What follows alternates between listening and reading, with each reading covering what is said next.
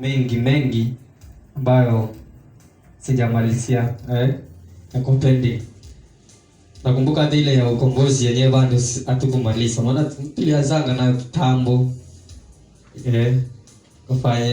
Tukafanya tukaigusia. Tunaenda deep. Hatukwenda deep sana ama hatukumalizia. Kuna ya mpinga Kristo bado iko pale. Si kwamba imeisha. Na so leo na kuna hata ile the love of God. So that is what I want us to get ndani kidogo tuendelee. Si ilikuwa tuliachia tulimungana ngapi? Ile nataka tuangalie the love of God. Ni upendo tu wa Mungu. Unakumbuka tukiongea, kama unaweza kumbuka, na kama ukumbuki, tukipitia katika channel yetu ya YouTube utapata kuhusu upendo wa Mungu. The love of God. The love of God. Tunataka tuangalie kuhusu upendo wa Baba, upendo wa Mungu. Mara ya mwisho tulipomaliza tuliona kwamba Mungu alitupenda kabla sisi hata hatujamjua. Haleluya. Na tukaona kwamba Baba alitupenda kabla hata sisi kufanya chochote. Haleluya. In fact hatukujielewa, yani tulikuwa katika matope ya dhambi. Yani tulikuwa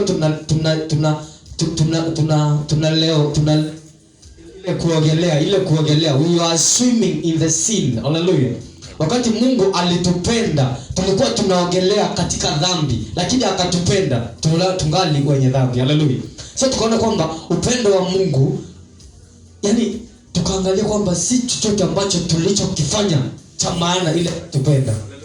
Na tukaona upendo wa Mungu si kwamba si kwamba tulimshawishi, ama si kwamba anasawishwa. Hatuwezi tukamshawishi kutupenda. Hallelujah. Na tukaona kwamba there is nothing we can do to earn the love of God in our life, or there is nothing we can do to reduce the love of God in our life. Hallelujah. Tukaona kwamba hayo ndio tulifikia tukaangalia hiyo. So tunataka tuendelee kidogo. Tuone. Na sasa hivi nikisema no matter how you feel right now, there is one thing you must not forget. No matter how you feel right now, there is one thing you must not forget.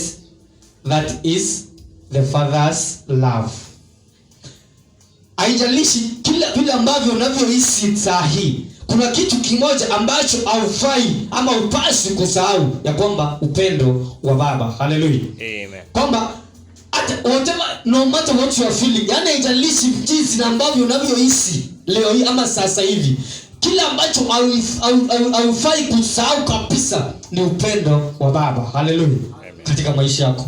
You might be feeling pain, you might be feeling whatever you are feeling, you might be facing what you are facing today, but I want to tell you kwamba don't forget, hiyo ndio kitu cha muhimu, usije ukasahau upendo wa Baba. Hallelujah. Amen. The love of Father in your life. God loves you. God love for you has no condition attached to it.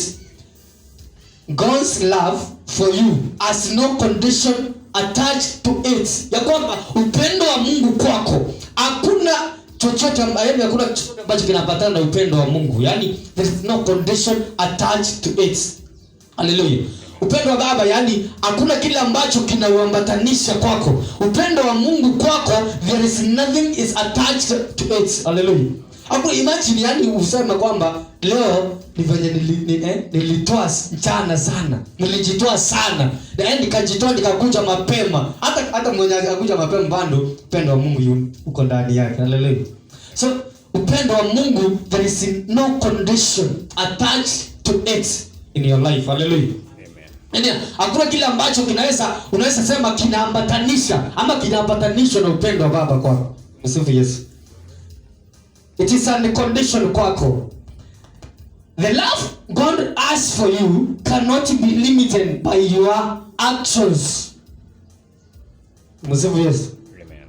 The love God has to you, for you, cannot be limited by your actions. The love God has for you cannot be limited by your action. Upendo ambao Mungu ako nao kwako mpendo, hauwezi ukapimwa ama ukasuiliwa ama ukawekwa kwa viwango kwa sababu ya tabia zako ama ya matendo yako. Hallelujah. It cannot be limited by your actions. Yani there is nothing you can do kuonyesha kwamba upendo wa Mungu ndio mwingi kwako. Hallelujah. Amen. Yani ile upendo wa Mungu kwako hauwezi ukasuili limited. Limited ni kwa Kiswahili.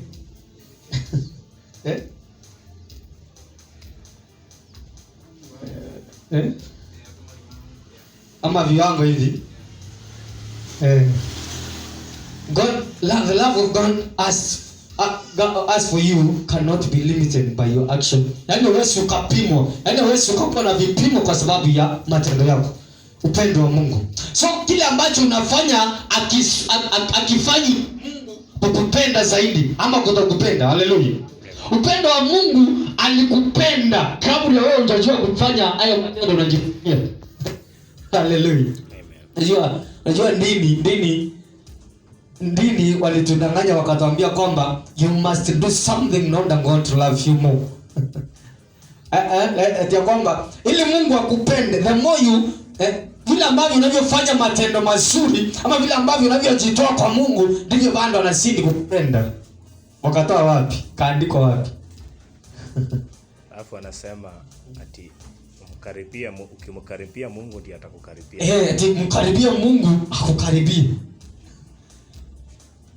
So maana yako usipomkaribia anakaa mbali na wewe.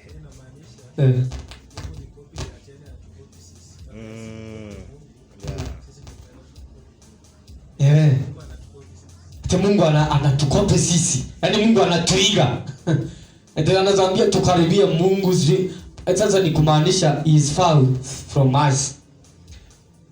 So upendo wa Mungu jameni. Wewe leo upendo wa Mungu kwako. Unaweza kuishi maisha ya furaha whatever. Ukisoma hata kama utapitia changamoto, ukisoma Yakobo pale anasema hesabuni kwamba ni furaha mnapoingia majaribuni. Unaona? Sasa anapokuambia hivyo anakuambia ukumbuke upendo wa Mungu hata kama uko katika majaribu. Maana majaribu inabudi kukuja. Na si kwamba umemkosea Mungu. Si kwamba Mungu upendo wako umepungua kwako kwa maana umepitia majaribu. Hallelujah. Amen. Tuendelee tuseme your actions cannot stop God from loving you. Your actions cannot stop God from loving you. Ya kwamba matendo yako hayawezi msimamisha Mungu kukupenda. Ama hayawezi simamisha upendo wa Mungu kwako. Hallelujah. Amen. Your actions cannot stop God from loving you. Ya kwamba matendo yako yawe mazuri yawe mabaya hayawezi yakamzuia Mungu kukupenda wewe. Ama hayawezi yakasababisha Mungu asikupende wewe. Hallelujah. But it doesn't matter your action. But your actions never ever and will never ever stop God from loving you. Hallelujah. Atakupenda licha ya kufanya chochote ambacho utakachokifanya kiwe kizuri au kibaya. Lakini si kwamba unashauriwa kukao kufanya mabaya. Sio, unajua kwa nini nasema hivi? Ninaposema hivi niko na maana kwamba kuna watu ambao wanasifu sana matendo yao. Ya kwamba yeye kwa sababu yeye amejitoa sana kwa kazi njema, anaona kana kwamba yeye ndiye anapendwa kuliko yule mwingine ajitoi kwa matendo mema. Hallelujah. That's what I'm saying. Irrespective of how you feel right now of yourself, you are God's best. Irrespective of how you feel right now of yourself, you are God's best. Ya kwamba licha ya vile ambavyo unavyojihisi sahihi kwa wewe mwenyewe, wewe ni kwa Mungu wewe ni best. Yaani kitu cha maana, wewe ni wa maana kwa Mungu. Irrespective of how you feel right now of yourself, you are God's best. Hallelujah. Whatever you are feeling now, haina maana chochote ambacho una feel right now kwa sasa hivi, wewe ni kitu cha maana zaidi. Wewe ndio Mungu anapokuangalia anaona ndio kitu cha maana. Unaona vile ambavyo kuna kitu fulani unaonanga maishani mwako, hiyo ndio kitu cha maana kwako. Yaani ukikikosa ama ukikiangalia una furaha, yaani uko na amani, ndivyo Mungu anavyokuona. Irrespective of what you are feeling right now. Hallelujah.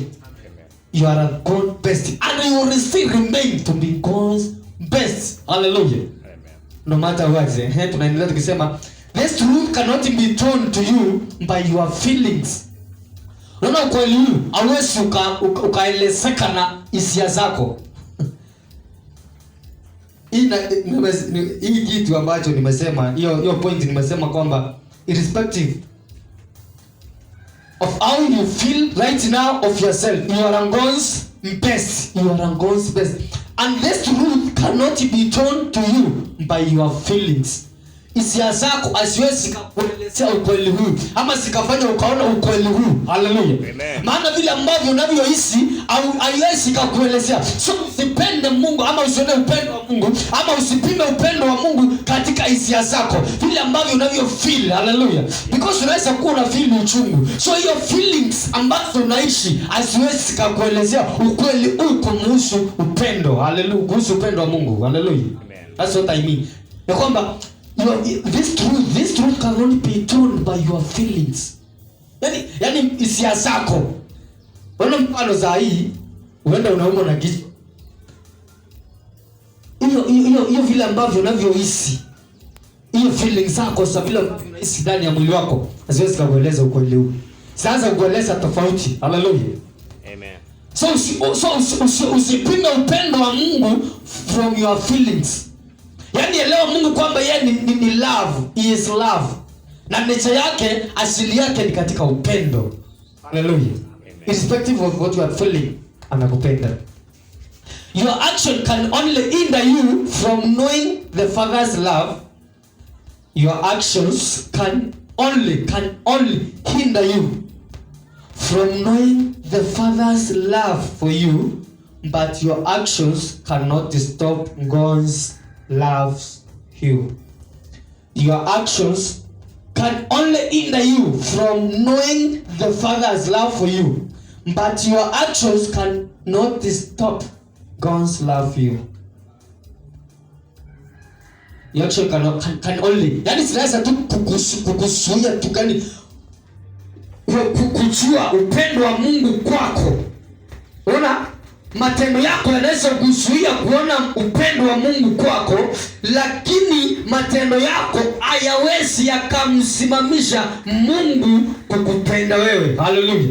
Yaani kile ambacho matendo yanaweza fanya ama hisia zako zinaweza kukuzuia kuona upendo wa Mungu wewe. Yaani kulingana na wewe zinaweza kukuzuia feelings zako, matendo yako, akili zako zinaweza fanya usione upendo wa Mungu. Lakini licha kuwa uone upendo wa Mungu, hiyo action zako, hizo matendo zako ama hiyo hisia zako asijafanya Mungu akose kukupenda ama asijasimamisha upendo wa Mungu kwako. Hallelujah. Amen. That is the truth you are supposed to have. Licha unaona mfano sasa wewe unaweza kuona kana kwamba Mungu, maana kwa zile tabia ambazo unafanya ama yale matendo ambayo unayofanya ama ile hisia ambazo uko nazo zinaweza kukuzuia kuona upendo wa Mungu kwako, lakini haina maana kwamba zimezuia Mungu mwenyewe kukutokupenda. Hallelujah. Amen. Yes. Ndio kutoa mfano. Labda mwezi ameenda kuiba, akashikwa. Alafu akapigwa, akaachwa hadi maututi. Kwa hiyo ukienda wa vile mwezi Mungu anapenda, hiyo masaa ni ngumu sana. Lakini sio kwamba Mungu hampendi. Mungu anampenda, lakini matendo yake na zile consequences zenye ameshapata zinamsababisha asione ya kuwa Mungu anampenda. Exactly. Mungu akubariki sana. Unaona? Ni kwamba Mungu ni mfano mzuri kabisa kwamba wakati ambapo mwizi ametoka hapa akaenda akaiba, unfortunate, kwa bahati mbaya, maana si kwa bahati nzuri, hatuwezi sema ni bahati nzuri. Tuseme kwa bahati mbaya ameshikwa. Unaona? Anaposhikwa akachapwa vizuri, akaona ho vizuri. Unaona? Umewahi kuona ho? Si kama umewahi kuona ho. Yaani akaona ho, yaani akachapwa, akapewa kichapo cha mbwa.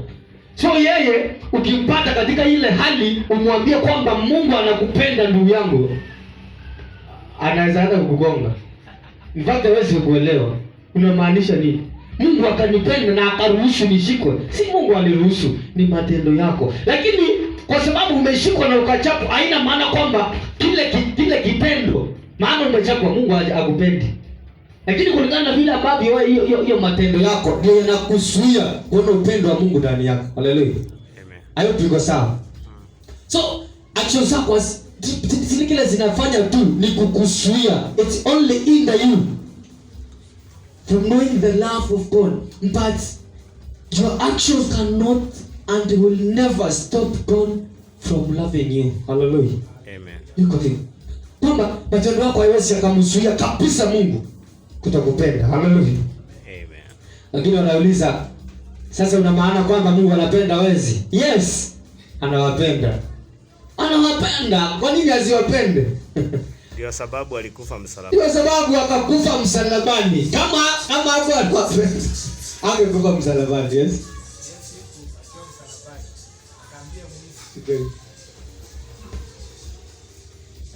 Jamaa akiwa msalabani, aliambia mwizi, leo hii tutakuwa na mimi paradiso. Sasa kuonyesha alikuwa anapenda mwizi. Yes. Ngoja anaambia mwizi, leo hii utakuwa pamoja na mimi paradiso. Kumaanisha love yake kwa wezi hata leo ina exist na ni more. Na ni mingi kwanza. Hallelujah. Amen. So anawapenda.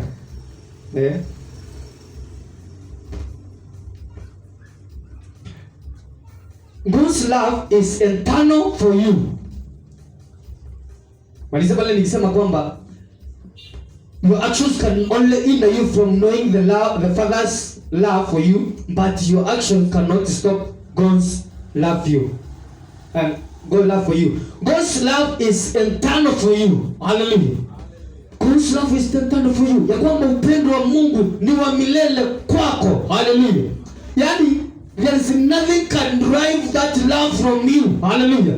The love of God cannot be driven away from you by anything, by any situation, by any circumstance. It cannot be driven from you. Hallelujah.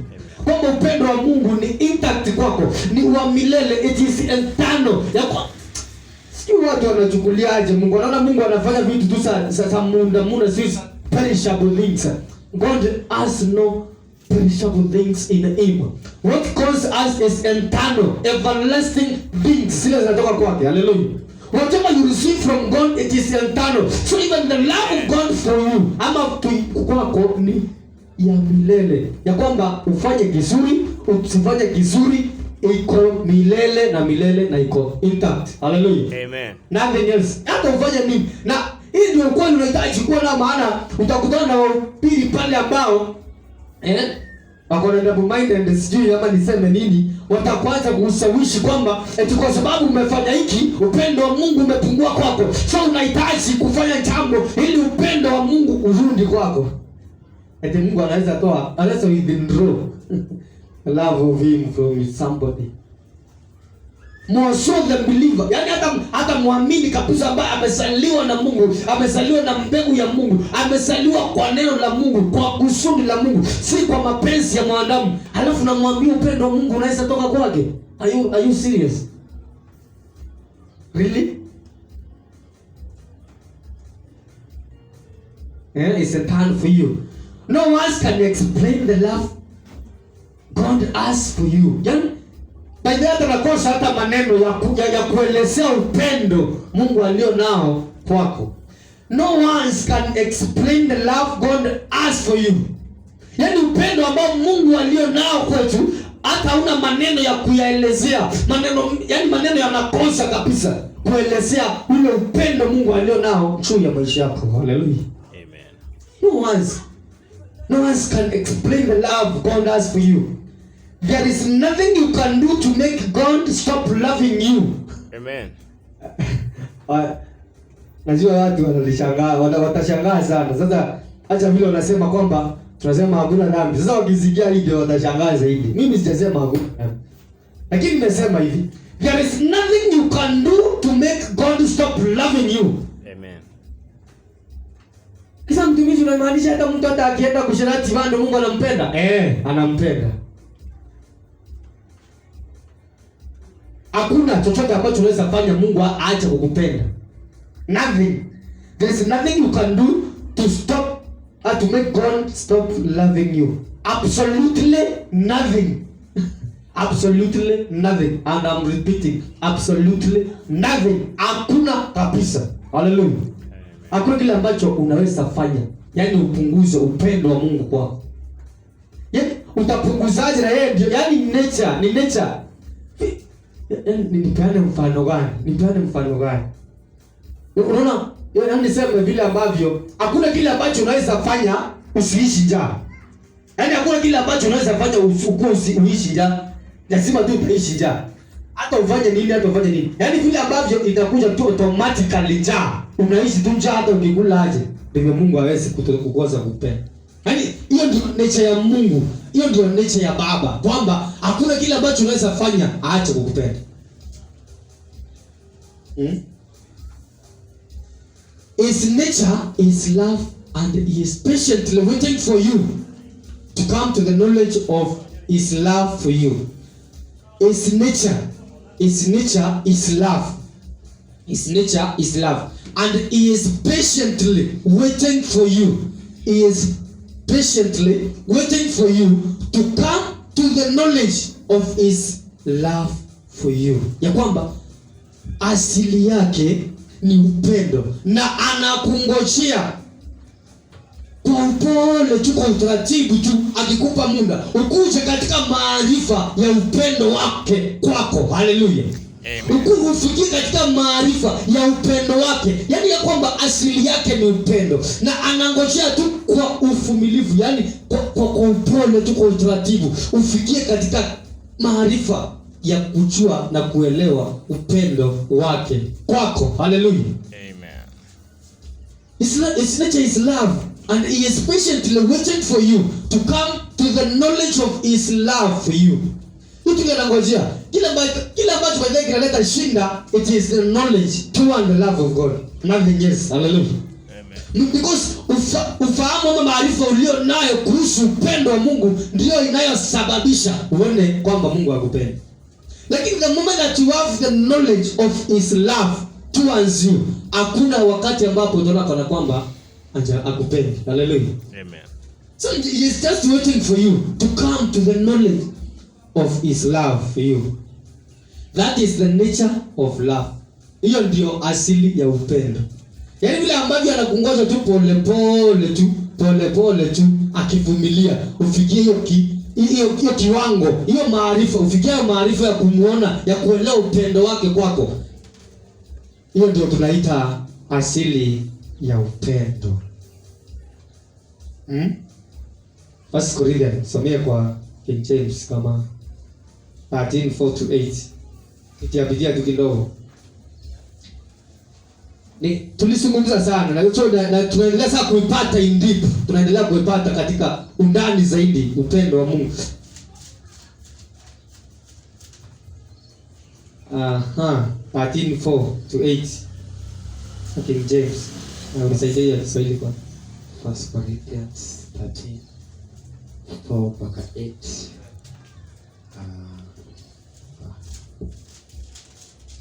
Nasema hivi. Charity suffereth long and is kind. Charity envieth not. Charity vaunteth not itself. It is not puffed up. So ine mpaka 8 mpaka mstari wa 5 nasema, doth not have itself unseemly, seeketh not her own, it's not easily provoked, thinketh no evil, rejoiceth not in iniquity, but rejoiceth in the truth, beareth all things, believeth all things, hopeth all things, and endureth all things. Charity never fails, but whether there be prophecies, there shall fail. Whether there be tongues, they shall cease. Whether there be knowledge, it shall vanish away. Charity anatumia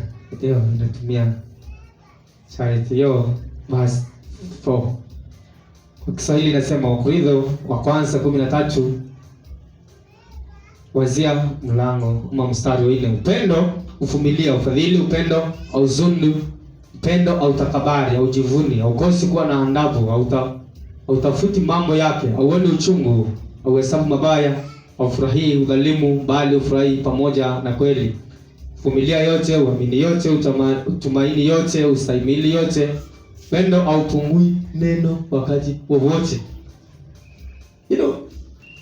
Unaona hiyo point hiyo? Kama umeelewa. Hebu soma hiyo 8 ya kwanza, hiyo hata usimalize. Hapo inasema charity never faileth. Sorry? Charity never faileth. Faileth, yani haupungui, faileth ever. Hallelujah. Amen. Upendo haupungui neno wakati wowote. Aje niseme chukua hii point niseme that is how God is. Unaona kupitia sasa hapo tumesoma hivyo ndivyo Mungu alivyo. Hivyo ndivyo Mungu alivyo. Yaani vile ambavyo umesikia hapo tumesoma. That is how God is. That is the nature of is. That is the nature of God. So nimesema that is how God is. God is love and love keeps no evil against you. Nimesema hivyo ndivyo Mungu alivyo. Na nikaendelea kusoma kwamba upendo wa Mungu unakuweka, haiweki mabaya yoyote kwako. It does not keep any evil against you. That is how God is. God is love and love keeps no evil against you. Hallelujah. Amen. God loves cannot keep any evil against you. It has no record for your evilness. Hallelujah. Yeah. The love of God has no record of your evil, of your evil actions, of your evil thoughts, of your evil feelings. Hallelujah. Haina rekodi yoyote. Wakati tunataka kuambia kwamba kuna malaika anachukua rekodi sasa yale ambao unafanya, lakini nakuja kwamba kukuambia huyo sio Mungu, huyo ni kama ni malaika well and good. I don't want to kushuhudiana na yeye ama kushughulika na yeye, ni kazi yake, sio anapelekea nani. In fact hata malaika mwenyewe ana chochote cha kuchukua kwa muamini, maana muamini jinsi Baba alivyo ndivyo alivyo. Atatoa nini? Atapata nini? Na yeye ni nature. Wewe kwako uko kama Mungu, sio hawezi pata chochote cha kukustaki. Haleluya. Maana una master mbele za Mungu, labda achukue apelekee watu ama kitu kingine, lakini si Mungu. Haleluya. Amen. So nimesema kwamba God is love and love keeps no evil against you. God's love for you is eternal. Tulikuwa tumesema hivyo. God's love you right in your mess. God loves you right in your mess.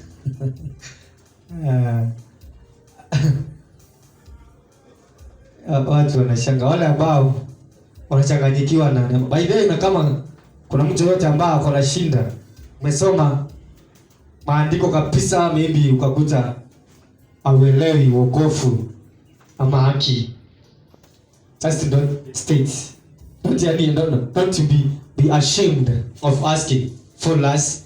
We are ready to help you. So hiki inaposema hivi, wale ambao wamesoma maandiko matakatifu wakatoka na vitu tofauti, hawaoni wokovu, hawaoni upendo, hawaoni haki, watashangaa sana. Naposema hivi, God loves you right in your mess. Hiyo zaidi inazungua zaidi. Yaani in your mess. Yaani wewe wakati ambapo umekosea, yaani umeteleza njia. Yaani umeenda kinyume na hivi kidogo tu ukatoka katika asili yako. Mungu anakupenda katika hiyo mess ulio ndani. Hallelujah. Amen. He loves you right now in that mess you have now. Anakupenda tu katika hiyo mess. Maana umemess. Si kwamba hakupendi juu uko katika mess. Anakupenda. Na ile upendo wake ndio una drive you from that mess. Hallelujah. Amen. Kwa nini anakupenda? Ili upendo wake ndio unakutoa from that mess. Hallelujah. Amen. By the way, ndio unaona tulikuwa tunasumbuka zaidi. Wakati ambapo tulikuwa tunapewa mambo mengine, tunahubiriwa Tuita matanga pop. Yaani hayana maana kwako. Sasa ulikuwa unajaribu, unakuja unalia kabisa. Yaani kesho yake maana unataka pindi zako, maana hujatambua the presence of love of God to you. Not from me. Na kwamba sasa ukitoka tu chameni, unajikuta tu pale ulipokuwa unasema utarudi. Na hata ukaapa. Lakini unarudi. Kwa sababu gani? I want to recognize the love, the power of love of God for you. Na kwamba huo upendo, in that mess, why he is loving you, in order that love he has towards you will drive you, will remove you there. Hallelujah. So hiyo upendo ndio utakao kutoa katika hiyo mess. That is why aweze akapunguza upendo wake ndani yako, even when you are in the mess. He is the one who encourages you when you feel guilt and condemnation. Baada hakuna mwingine anakupianga nguvu. Nimesema hata uko kwa hiyo message nakupenda. Sasa nikasema he is the one who encourages you when you feel guilt and condemnation. Na kwamba hakuna mtu mwingine anaweza hao wengine by the way watakuvunja moyo. Wataanza kuonyesha vile ambavyo uko hovyo kabisa. Washa leo hii mtu apatikane kwa mesi kidogo tu amemesi. Usikie vile ambavyo ataambiwa na hao wenzake, wale ambao ni waumini wenzake mahali pale. Yaani apatikane kwa mesi hivi. Nobody will encourage that person. All of them watamvunja moyo na kumuonyesha vile ambavyo yeye amepotoka, kumuonyesha vile ambavyo yeye hafai, kumuonyesha vile ambavyo yeye ameachwa na Mungu. Hallelujah. Lakini nimesema kwamba he is the one who encourages you when you feel that guilt and condemnation because of that mess. Wakati ambapo umemess, kuna anxiety, kuna condemnation kana kujanga kwako. So yeye pekee ndiye anayekutia nguvu katika hiyo hali. Hakuna mwingine. Anakutia yaani unasikia tu ndani kuna kitu nakwambia God love you. Unasema hai? Sasa hiyo condemnation inaenda ikiisha na hiyo guilt. Hallelujah. He is not tired of you. Achoki na wewe. He encourages you when you feel guilt and condemnation. Also, he is not tired of you and he will never tire of you. Hallelujah. Amen. Hata choka na wewe na achoki na wewe. Ndio unaweza watu they are very impatient whereby akiingilia mtu kwa wiki moja anasema nilirusha mikono. Anarusha mkono yeye amechoka tu na mtu. Jamani, kwa nini ndio unamwokoa? Kwa nini uchoke? Kwa nini uchoke? Kwa nini uchoke na yeye? Kwa nini urushe mikono? Kwa eti Julio umemwendea alafu akakataa. Ukamwendea tena. Alafu ukatimiza kwamba hao ndio wale waliohesabiwa kupotea. Na nani? Wakahesabiwa na nani? Yaani kwa hisia na itimizo kwamba is among them wale ambao watapotea. Wanasema unatusikia akisema kuna wale ambao wameandikiwa tu wao ni wakupotea. Wakaandikiwa na nani? Nani aliwaandikia? Nani akina nani? Na who told you are not among them? If kuna wale ambao wameandikiwa, kwa nini wewe unaona wewe si wewe? Alafu unaona mwingine. Tejua amekataa kile unamwambia. Kwa lazima. Kama unamwambia mambo yako, uko na right ya kukasirika. Unaona kama unamwambia mambo yako, maybe kama ni yako unamwambia mawazo yako. That's why unaona watu wanachoka maana wanaenda na mawazo yao. Wanaenda na feelings zao. Hawaendi na neno la Mungu. Maana ukienda neno la Mungu si lako. Mimi saizi mfano hapa. Mchungaji leo hii anitume. Enda kwa mtu fulani. Enda kwa mchungaji fulani umwambie anifanyie ABCD ama afanye ABCD ama anipe kitu fulani akatae. Kwani mimi nitamlaumu? Mimi nilitumwa na ninatumia maneno ya mchungaji. So mimi hata akubali asikubali wala ni ngudu atajiona na mmoja alinituma. Sina shinda. So mimi siwezi choka ama chukia huyo mtu ambaye nimetumwa kwake. So that's why nimesema kwamba watu wanachoka kwa sababu wanaenda na maneno yao.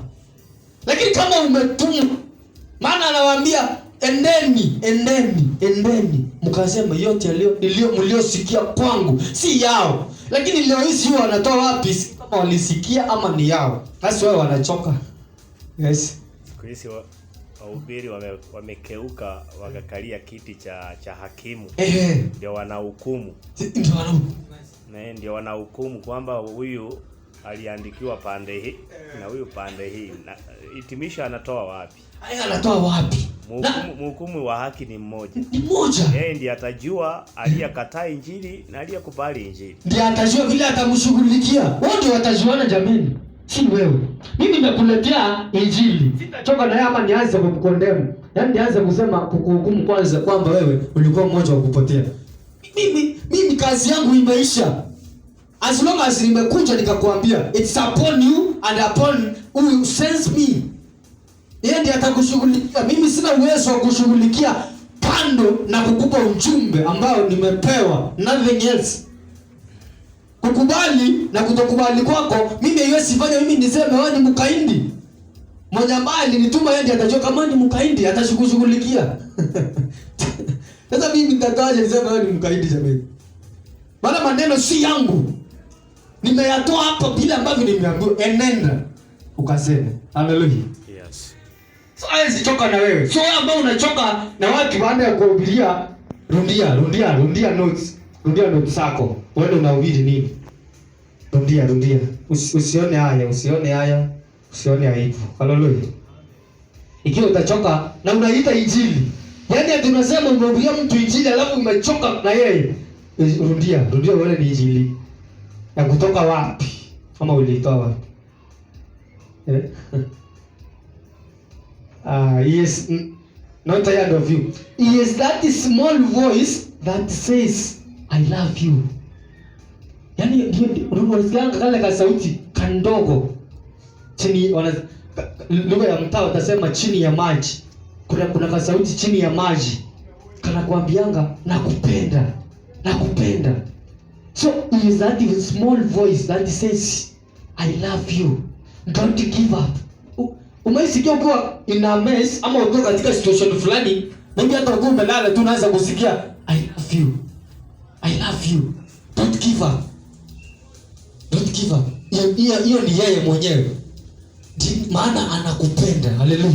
Amen. Even if you are in that mess, unasikia kale ka sauti I love you my son.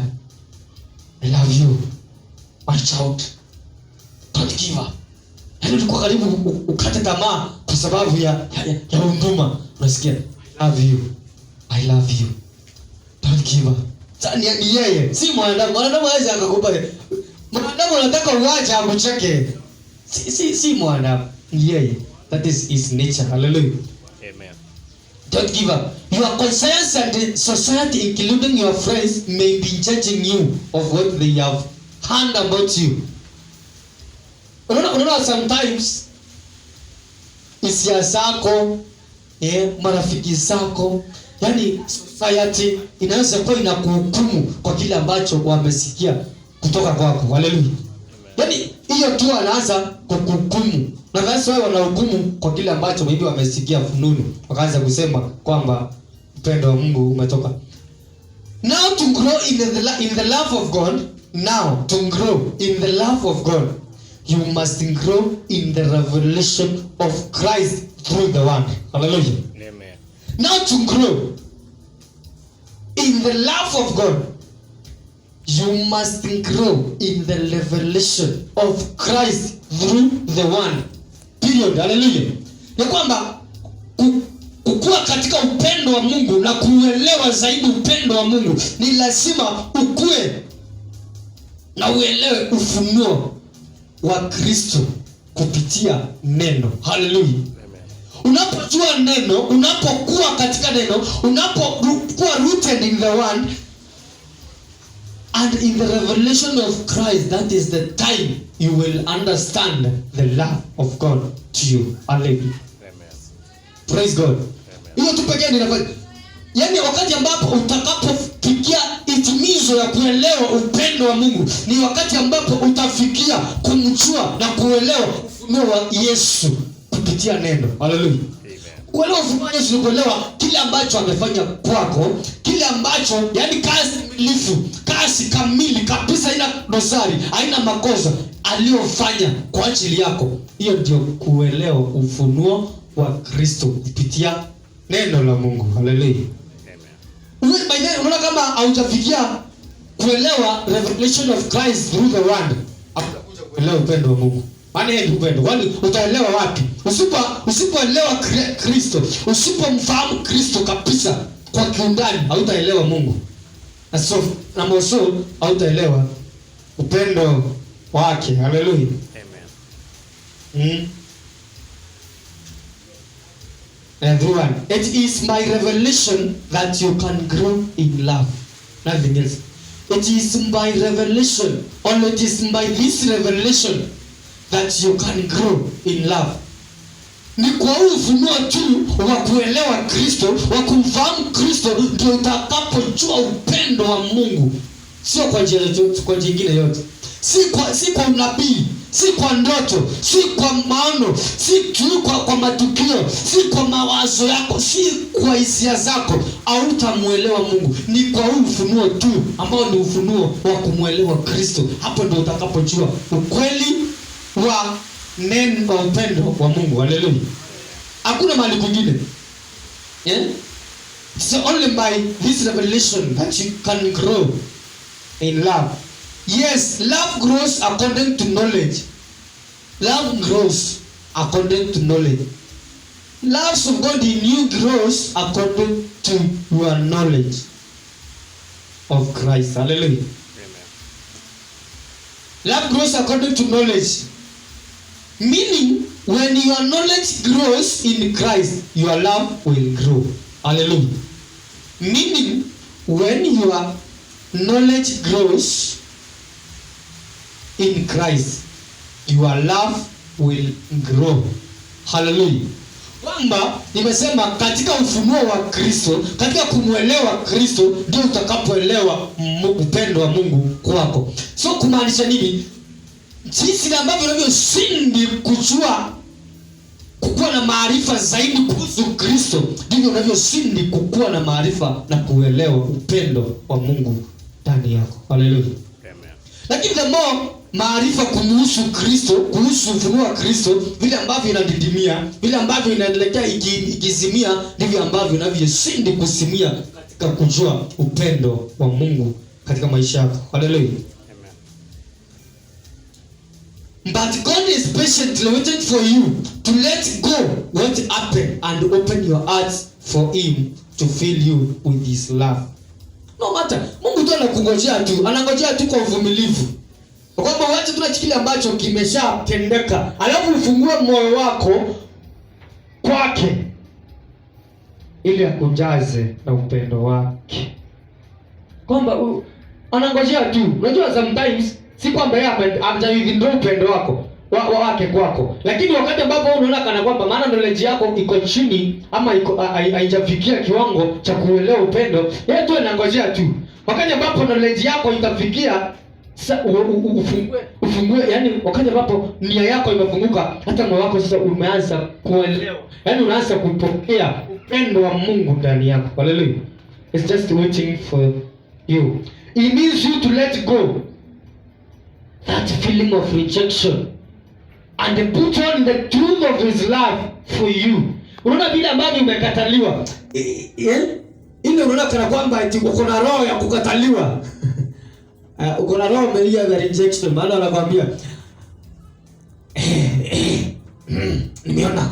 nimeona maishani mwako you have the spirit of rejection. Come we pray, come I remove it. Akitu kama hicho jamani, ni mawazo tu, ni nia yako tu, ni ufahamu wako tu ndio unaofanya uone the spirit of rejection in you. Hallelujah. But ukisha kuwa katika maarifa katika Kristo, katika kumjua Kristo, hiyo rejection, hiyo spirit unasema ni spirit ya rejection, it will no more be in you. Hallelujah.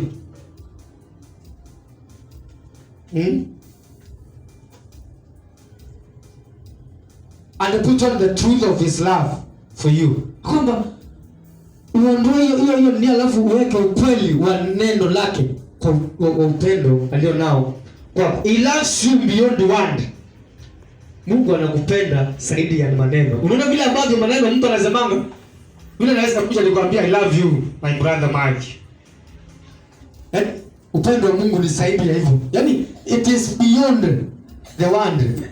Si maneno tu. Unajua watu wanachukulia tu upendo wa Mungu ni maneno tu. Hiyo jina haina maana kwamba ni maneno tu. Na kwamba hiyo jina LOVE ni more than that. Ni beyond that one. The love of God to you, it's beyond that, the one.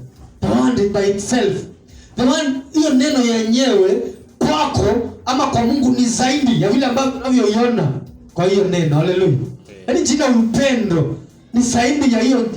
Upendo wa Mungu ni zaidi kwa hiyo jina. Unajua watu wanaona tu upendo tu. Vile you can meet somebody and tell him, "Ola, I love you." Anafikiria ndivyo Mungu anakuambianga.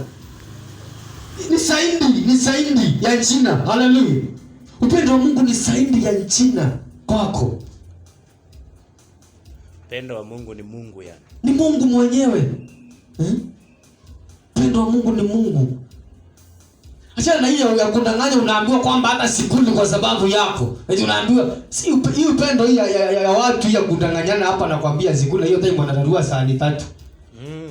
Anarua saa 3 alafu anakwambia haki azikuli juu yako. Nimekosa usingizi na amelala masaa 13. Lava na kudanganya anakwambia uli ajalali. Alali wapi? Hiyo si sasa, usiangalie upendo wa Mungu kwa hiyo dimension. Ile siku ako off anakuambia sichaenda kasi kwa ajili yako. Lali off amepewa. Ali mtu ako off. Yaani hiyo siku hajaenda kazi, sasa ni off yake. Kama maybe ya leo. Anakuambia unajua siku hizi.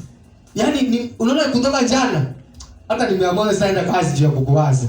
Wapi? Alikuwa off. So people they think that the love of God is like that. Upendo wa Mungu si kama hiyo. Si ya kufanya, si ya kukushawishi wewe, yani ajionyeshe kwako kwamba ni maneno tu. Ni beyond word. Hallelujah. Beyond word. It's beyond word. Hey. How wonderful is this? Yani kwamba how lucky we are to be loved by God without any effort, without making any effort. Kwamba atupende. Hallelujah. Yani kuna dhamana aliona ndani yako. Na si ile dhamana inaweza offend. Unajua ya watu, mfano wale ambao wanaambiana hawezi lala zui nini, mkosee kidogo. Sio unakujanga tu wanaachana na wanachukiana. So kile ambacho Mungu, maana wakati ambapo ulipenda mtu kuna kitu maybe kilikusukuma kwake. Lakini kwa Mungu kile ambacho aliona akiishi na akichange kala, akiseki, yani akibadiliki. Ile dhamana aliona kwako akakupenda. Haleluya. Yani haiwezi badilika. Hiyo dhamana bado ni fresh. Na it will remain fresh. Hallelujah. How wonderful is this? It's beyond one. Allow him to fill you with his love through the Holy Spirit. Achana mambo ya kufeel, achana mambo ya vituko vile ambavyo unaona hiyo matukio vile unapitia. Achana hiyo. Mruhusu tu. Whatever you are feeling, you are facing today. Whatever you feel. Mruhusu tu akujaze na upendo wake kupitia Roho Mtakatifu. Na kupitia Roho Mtakatifu ni katika kusoma neno na kwa makini na kuelewa neno lake. Hallelujah. If only you can know how much he loves you. Nakwambia kama unaweza kujua kama if only you can know how much he loves you, it will change your entire being. Ikiwa unaweza jua vile ambavyo anavyokupenda, yani kiwango ambacho anakupenda, jinsi ambavyo anakupenda, tabadilisha maisha yako yote, entire being. The revelation of God's love for you will make your faith in him be effective, because faith only works by love. I'm repeating by saying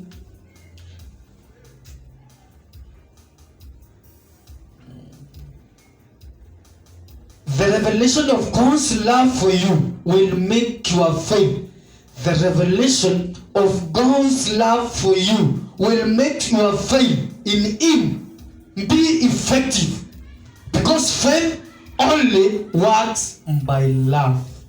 Imani inatenda kazi tu katika pendo, katika upendo. Hallelujah. So kukua katika that revelation of God's love for you will make your faith in Him be effective, because faith only works by love. Unaona? Hiyo ufunuo wa upendo wa Mungu kwako